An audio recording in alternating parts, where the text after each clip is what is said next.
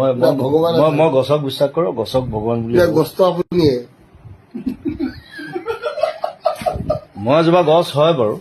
আপুনি এজোপা গছ মই নিজৰ গছৰ লগত মই ৰিলেট কৰো, মই কথা পাতো, আপুনি ইমান ডাঙৰ মানুহ। মই গছৰ লগত কান্দো, গছৰ লগত কথা পাতো, আমি কথা পাতো বোলো, গালি পাৰো, সেইটো বহুতে দেখি থৈছে আগতে। চ' গছে মোৰ কাৰণে মেইন। আৰু বেয়া কথা নকবি খালি দেই।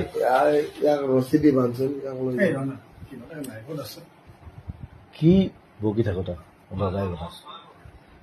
চ' আজি ভিক্টৰ মোৰ লগত আছে আৰু বৰ ভদ্ৰকে আছে, ধুনীয়াকে আছে, একো অভদ্ৰামি কৰা নাই, একো উৎপাত কৰা নাই। সেইটো চাগে মোৰ লগত থকাৰ কাৰণে, মোৰ ভাইটি হিচাপে। চ' চবে মৰম কৰিব আৰু তাক মোৰ জুবিন দা মই তোৰে বাৰু দে, একো নাই। খালি ভালকে থাকিবি, ভাল হবি, ভাল মানুহক, আমাৰ নতুন জেনেৰেশ্যনক ভাল কথা শিকাবি, ভাল বস্তু শিকাবি, ভাল গান, ভাল চিনেমা, ভাল ৰৈ ৰৈ বিনালৈ আহি আছে, চবে চাব।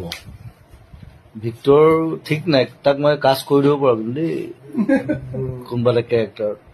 কিন্তু তাৰ লগৰ এটাই কৈছে তাক টিচাৰ কেৰেক্টাৰ, টিচাৰে হয় বাৰু, কিন্তু ইয়াৰ নিচিনা টিচাৰ খুব কম আছে অসমত।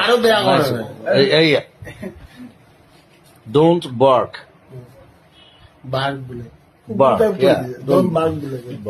বাৰ্ক মানে কুকুৰ বুলি কোৱা নাই বাৰু। মই আটাইতকৈ ভাল পাওঁ,